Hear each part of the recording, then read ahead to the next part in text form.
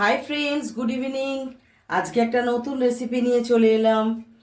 আজকে দেখাবো পনির আলু দিয়ে কর্ন দিয়ে একটা নতুন রেসিপি তরকারি।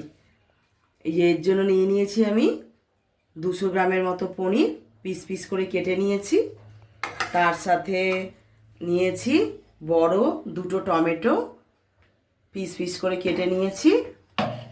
আর এর সাথে নিয়েছি আমি দুটো নতুন আলু, এখন উঠেছে, দুটো নতুন আলু স্কোয়ার করে কেটে নিয়েছি।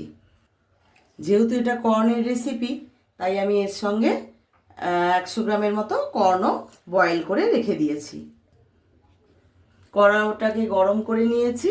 এরপরে কড়ার মধ্যে আমি 3 চামচের মতো হোয়াইট অয়েল অ্যাড করলাম।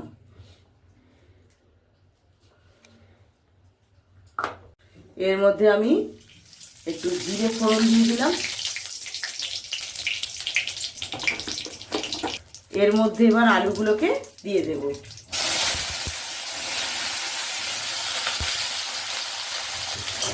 আলুগুলোকে কড়াতে দেওয়ার পরে ভালো করে আলুগুলোকে ফ্রাই করে নেব।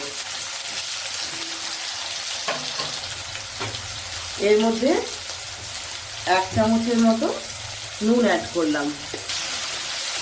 আলুগুলোকে নুন দিয়ে দেওয়ার পরে আলুটাকে ভালো করে ফ্রাই করে নেব। আলুগুলো আমার ফ্রাই করা হয়ে গেছে অলমোস্ট। এবার আমি এগুলো কড়া থেকে তুলে নেব। এবার আমি ওই তেলেতেই পনিরগুলোকে একটু ভেজে নেব।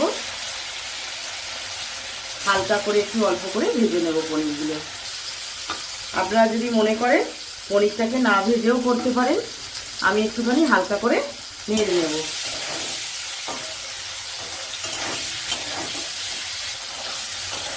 পনিরগুলো আমার নাড়া হয়ে গেছে অল্প করে। এবার আমি পনিরগুলোকে তুলে নেব। এবারে ওই কড়াতেই আমি আরও 2 চামচের মতো তেল অ্যাড করে দিলাম। ওই তেলের মধ্যে আমি কেটে রাখা দুটো টমেটো অ্যাড করে দেব।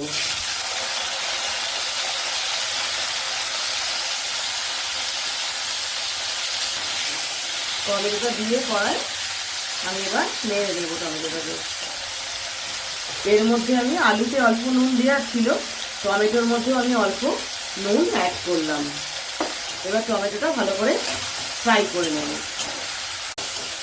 এর মধ্যে আমি দোকানের কেনা আদা রসুনের যে পেস্ট, সেটা অল্প করে অ্যাড করে দিচ্ছি, ওই 1 চামচের মতন। টমেটো দেওয়ার পরে আমি এটা একসাথে টমেটোর সঙ্গে মিক্স করে নিচ্ছি। এর মধ্যে আমি হাফ চামচ হলুদ দিলাম, হাফ চামচ ধনে, হাফ চামচ জিরে আর হাফ চামচ লঙ্কা গুঁড়ো অ্যাড করলাম। এবারে এগুলো সব একসাথে মিক্স করে নেব। এর মধ্যে 1 চামচের মতো চিনি অ্যাড করলাম। চিনিটা দিয়ে আমি আবার ভালোভাবে মশলাটা কষিয়ে নেব। এর মধ্যে আমরা পনির মশলা অ্যাড করছি। এটা আপনারা যে কোনো দোকানেই পেয়ে যাবেন। 1 চামচের মতো আমি এখানে পনির মশলা অ্যাড করলাম।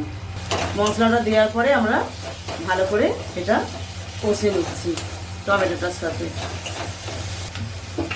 ভেজে রাখা আলুটা আমি এবার এর মধ্যে দিয়ে দিলাম, দিয়ে ভালো করে মিক্স করে দিচ্ছি।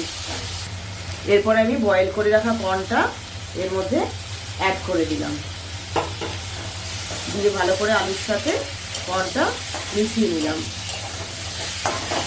আপনারা যদি চান কর্নটা না দিয়ে মটরও দিতে পারেন, মটর পনিরও করতে পারেন। আমার কাছে আজকে কর্নটা অ্যাভেলেবেল ছিল, তাই আমি মটরের জায়গায় কর্নটা ইউজ করেছি। এর মধ্যে আমরা 2 মগের মতো জল এবার দিয়ে দিলাম, এটা ভালো করে পুরোটা সিদ্ধ হওয়ার জন্য।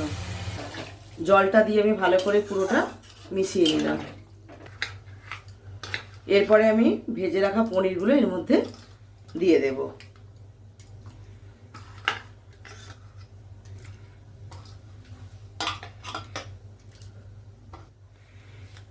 এর মধ্যে আমি কিছুটা টমেটো সস কিষানের অ্যাড করে দিলাম, ওই 2 চামচের মতো। এবারে এটা 10-15 মিনিটের মতো সেদ্ধ হওয়ার জন্য আমি চাপা দিয়ে দিচ্ছি। এবার তরকারিটা আমার সিদ্ধ হয়ে গেছে, আলু মোটামুটি দেখে নিয়েছি সেদ্ধ হয়ে গেছে। তো এবার আমি এটাকে নাবিয়ে নেব। তার আগে এটা আমি অ্যাড করব অল্প একটু ধনেপাতা কুচোনো, ধনেপাতা, হাফ পাতিলেবু, মানে 1টার হাফ করে কাটা পাতিলেবুর রস ছড়িয়ে দিলাম। পাতিলেবুর রসটা অ্যাড করলাম হাফের মতো, কেননা পাতিলেবুর রসটা একটা আলাদা ফ্লেভার আছে। আর ধনেপাতা কুচোনোটাও দেওয়া হয়ে গেছে।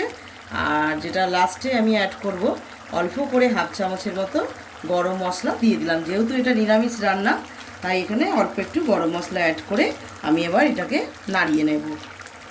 পুরোটা ভালোভাবে আমি মিশিয়ে নিচ্ছি। এবার আমার রান্নাটা পুরো রেডি হয়ে গেছে। এবার আমি এটা নামিয়ে নেব।